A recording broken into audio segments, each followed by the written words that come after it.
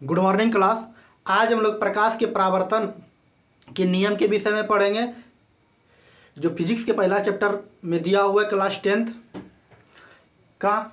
अब चलिए यहाँ देखते, प्रकाश का परावर्तन का नियम सबसे पहले पूछा जाता है कितने प्रकार के होते हैं, ये कितने नियम होते हैं। तो प्रकाश के परावर्तन के 2 नियम होते हैं, आप याद रखिएगा, मैट्रिक एग्जाम में कई बार पूछा हुआ है। कौन कौन? आपतित किरण, परावर्तित किरण और आपतन बिंदु पर डाला गया अभिलंब तीनों एक ही तल में बराबर होते हैं। मतलब आपतित किरण क्या होता है? जो किरण यहाँ से आती है उसको हम लोग क्या कहते हैं? आपतित किरण कहते हैं, और इधर से टकरा कर जो वापस चल जाती है उसको हम लोग परावर्तित किरण कहते हैं। और ये दोनों के बीच में जो बना कोण, इसको हम लोग आपतन कोण कहते हैं।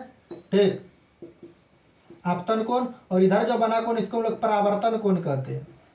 देख, आपतित किरण, परावर्तित किरण और आपतन बिंदु क्या हो गया? ये वाला हो गया आपतन बिंदु पर डाला गया अभिलंब तीनों एक ही तल में क्या होता है? आपस में बराबर होते हैं। आपतन कोण और परावर्तन कोण, आपतन कोण और परावर्तन कोण दोनों आपस में क्या होते हैं? बराबर होते हैं। ठीक ना, ये याद रखिएगा, कई बार मैट्रिक एग्जाम में पूछा हुआ है, हो सकता है ई बार भी जो एग्जाम हो उसमें पूछ दे। अब चलिए हम लोग पढ़ते हैं समतल दर्पण के विषय में।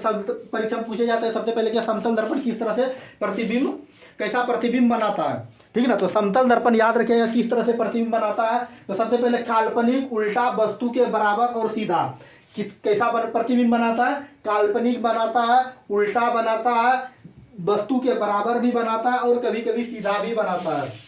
बात समझे? अब चलिए समतल दर्पण के विषय में सबसे पहले कुछ मुख्य बातें जो होते हैं जान लेते हैं। सबसे पहले समतल दर्पण की जो फोकस दूरी होती है ये अनंत होती है। ठीक है ना, ये याद रखिएगा, समतल दर्पण की फोकस दूरी कितनी होती है? तो अनंत होती है। और समतल दर्पण की क्षमता जो होता है ये 0 होता है। अब देखिए क्या होता है, किसी भी वस्तु को देखने के लिए वस्तु को कहाँ पे रखा जाए जो समतल दर्पण पे क्या बराबर प्रतिबिंब दिखाई देता है। तो देखिए, किसी भी वस्तु को पूरी देखने के लिए दर्पण की लंबाई, जितना भी दर्पण का लंबाई है, वस्तु की लंबाई से आधी लेनी होती है।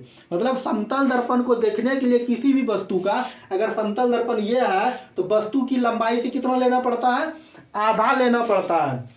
बात समझे? अगर समतल दर्पण के सामने कोई भी व्यक्ति दौड़ता हुआ आ रहा है, अगर 10 मीटर पर सेकंड के स्पीड से आ रहा है, तो उसको समतल दर्पण के सामने उसको दुगुना दिखाई पड़ता है। मतलब 10 दूनी 20 मीटर पर सेकंड के स्पीड से उसको दिखाई पड़ेगा। बात समझे? अब देखिए, आपतन कोण किसे कहते हैं? आपतित किरण पर डाले गए अभिलंब को हम लोग आपतन कोण कहते हैं। आपतित किरण जो यहाँ से आ रही किरण, इस पर डाला गया अभिलंब को हम लोग आपतन कोण कहते हैं। और परावर्तन कोण किसे कहते हैं? परावर्तित किरण पर डाला गया अभिलंब को हम लोग परावर्तन कोण कहते हैं। ठीक है ना, अगर आपको क्लास समझ में आया तो बहुत अच्छी की बात। अगर नहीं समझ में आ रहा है तो आप कमेंट कीजिए, सर यहाँ हम लोग समझ में नहीं आ रहा। फिर से एक बार रिवीजन करवा देते हैं। क्या प्रकाश के परावर्तन के कितने नियम होते हैं? प्रकाश के परावर्तन के 2 नियम होते हैं। आपतित किरण, परावर्तित किरण और आपतन बिंदु पर डाला गया अभिलंब तीनों एक ही तल में बराबर होते हैं। आपतन कोण और परावर्तन कोण दोनों आपस में बराबर होते हैं।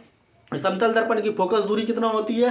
फोकस दूरी की बात करें तो ये अनंत होती है, लेकिन क्षमता की बात करें तो ये हमारा 0 होता है। ठीक है ना, अगर कोई व्यक्ति समतल दर्पण के सामने दौड़ते हुए आ रहा है x किलोमीटर प्रति घंटा से, उसको 2x किलोमीटर प्रति घंटा से दिखाई हुई प्रतीत होगी। आपतन कोण किसे कहते हैं? मतलब आपतन कोण किसे कहते हैं? आपतित किरण पर बनाया गया कोण को हम लोग आपतित किरण कहे आपतन कोण कहते हैं। परावर्तन कोण किसे कहते हैं? परावर्तित किरण पर बनाया गया कोण को परावर्तन कोण कहते हैं। ठीक है ना, समतल दर्पण द्वारा किस तरह से प्रतिबिंब बनाता है? काल्पनिक, उल्टा, वस्तु के बराबर और सीधा बनाती है।